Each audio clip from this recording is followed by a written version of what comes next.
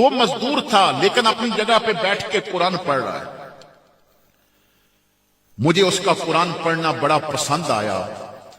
میں مزدوروں سے نہ آگے نکل کے اس کے پاس گیا. میں نے سلام کیا. اس نے جلدی سے آیت مکمل کی, قرآن کی تلاوت بند کی, جواب دیا. میں نے کہا بیٹا تم مزدور ہو؟ کہنے لگا جی. میں نے کہا میرے گھر کی دیوار گر گئی ہے, کام کافی زیادہ ہے, تو کیا مزدوری کرو گے؟ تو کہنے لگا جی مزدوری کے لیے یہاں آیا ہوں, لیکن اگر مجھے لے کے جانا ہے تو میری 3 شرطیں ہیں, وہ مانیں گے تو پھر میں چلوں گا. کہتے ہیں میں نے ہنس کے کہا بیٹا شرط تو مالک رکھتا ہے, مزدور تو نہیں رکھتا. تو کیسا مزدور ہے کہ تو نے شرط رکھ دی؟ تو وہ کہنے لگا جی بازار بھرا پڑا ہے, جس کو مرضی لے جائیں, اگر مجھے لے کے جانا ہے تو میری ماننی پڑے گی. مجھے تجسس پیدا ہوا. ابو عامر کہتے ہیں میں نے کہا چلو سننے میں تو کوئی حرج نہیں نا, اگر مجھے اچھی لگی تو لے جاؤں گا. میں نے کہا چلو بیٹا اپنی شرطیں تو بتاؤ. وہ کہنے لگا جی پہلی شرط یہ ہے کہ میں 1 دن کی مزدوری لوں گا 3 درم, نہ کم نہ زیادہ. تو پہلی شرط سن کے میں بڑا خوش ہو گیا, کیونکہ اس دور میں نا مزدور کی مزدوری تھی 4 درم اور وہ 3 مانگ رہا تھا, سستا مل رہا تھا مجھے. تو میں نے کہا بہت اچھی بات, دوسری شرط. کہنے لگا کام بڑی ایمانداری سے کروں گا, لیکن دوسری شرط یہ ہے جب مسجد سے آذان کی آواز آئے گی نا تو نماز میں نے جماعت سے پڑھنی ہے. آپ یہ نہیں کہہ سکتے کہ گارا بنا ہوا ہے خشک ہو جائے گا, پہلے یہ لگا لو, جب اس کی دعوت آ جائے گی نا تو پھر تیرا کام ختم ہو جائے گا. میں زیادہ دیر نہیں لگاؤں گا, لیکن تسلی سے نماز پڑھ کے پھر آ کے کام شروع کروں گا. میں نے کہا ٹھیک ہے, یہ بھی منظور ہے. تیسری شرط. کہنے لگا تم مجھ سے کوئی سوال نہیں کرو گے. میں نے کہا منظور. میں لے گیا. میں اپنے بیٹے کو چھوڑ کے اس کے پاس چلا گیا اپنے کاروبار پہ.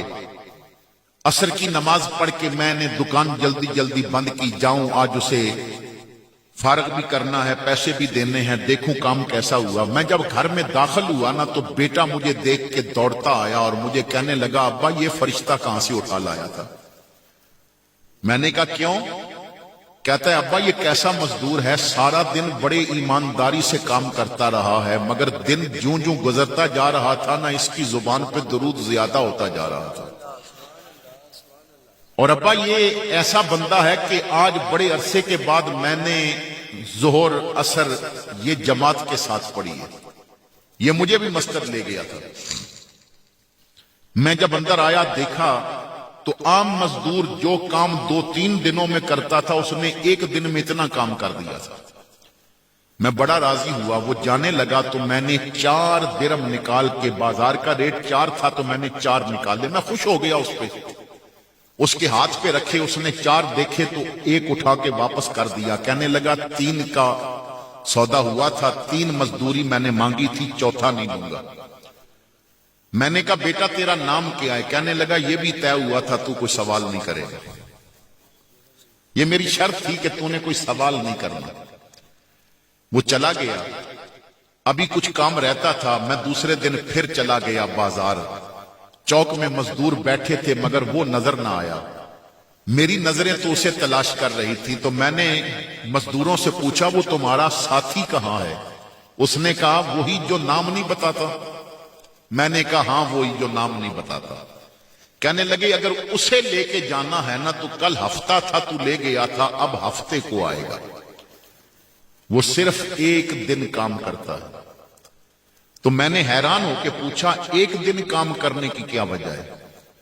کہنے لگے جی ہم نے اس سے پوچھا تھا, اس نے بتایا کہ میرے ہفتے کا خرچہ ہے 3 درم, میں 1 دن کام کر کے 3 درم کما لیتا ہوں.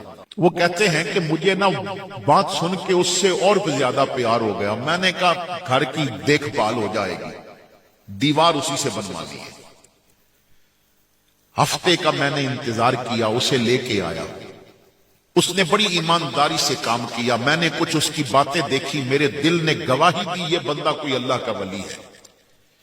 وہ چلا گیا, دیوار کا کام مکمل ہو گیا. مجھے اس سے نہ پیار ہو گیا, مجھے وہ پیارا لگنے لگ پڑا. میں نے گھر کا کوئی اور کام نکال لیا. میں نے کہا چلو اس کے ساتھ تعاون ہی ہو جائے گا. ہفتے کا انتظار کیا.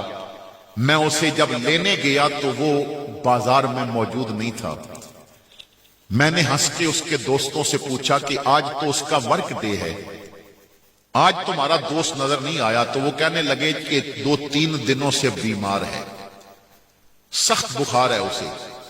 جب اس کی بیماری کا سنا نا تو مجھے ایسے پتا چلا جیسے میرا بیٹا بیمار ہو گیا. تو میں نے کہا اس کا گھر کدھر ہے؟ تو ایک نے کہا کون سا گھر؟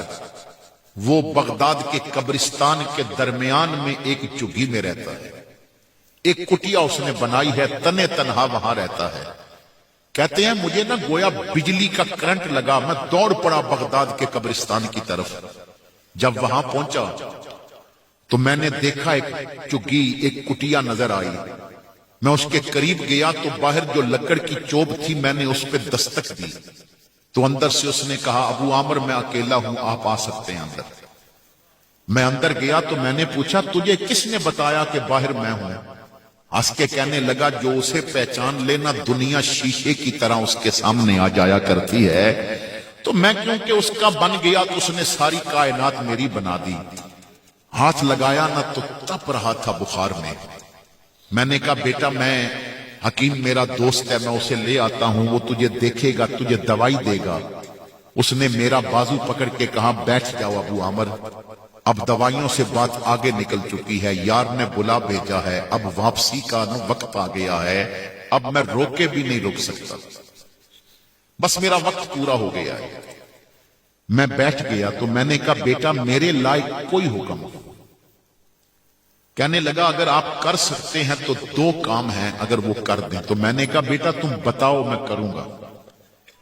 اس نے اپنی جیب سے 3 درم نکالے اور کہنے لگے یہ میں نے ہفتے کو آپ کے گھر سے لیے تھے لیکن بیمار ہو گیا, پھر میں خرچ نہیں سکا, یہ اپنے پاس رکھیں, تھوڑی دیر بعد میری روح نکلے گی تو میرے ان حلال کے پیسوں سے میرے لیے کفن خریدنا, جو بچ گئے وہ صدقہ کر دینا, میرے جنازے کا اعلان نہ کرنا, جو آ گئے بس غسل دے کے کفن پہنا کے مجھے جنازہ پڑھا کے رحمان کی رحمت کے حوالے کر دینا, اور دوسرا کام میری قبر بنانے کے بعد کرنا ہے. میں نے کہا وہ کیا؟ اس نے وہ قرآن پاک جو پڑھا کرتا تھا وہ میرے حوالے کیا, جیب میں ہاتھ ڈالا, ایک انگوٹھی نکالی جس میں لاکھوں درموں کے ہیرے لگے تھے, وہ مجھے دے کے کہنے لگا کہ یہ قرآن اور انگوٹھی میری قبر بنانے کے بعد اسے لے جانا اور ہارون رشید جو بادشاہ وقت ہے اس کے حوالے کر دینا. میں نے کہا بیٹا میں کر دوں گا, لیکن وہ پوچھے گا یہ کس نے بھیجی ہے, تو میں کیا بتاؤں گا, کوئی اپنا نام تو بتاؤ. تو کہنے لگا تمہیں نام بتانے کی ضرورت نہیں پڑے گی, وہ چیزیں دیکھ کے ہی پہچان جائیں گے کس نے بھیجی. اتنے لفظ کہے اور روح نکل گئی. کلمہ پڑھا انا للہ و انا الیہ راجعون, میں نے پڑھا پر وارث شاہ او نہیں مردے جنہ کیتیاں نیک کمائیاں.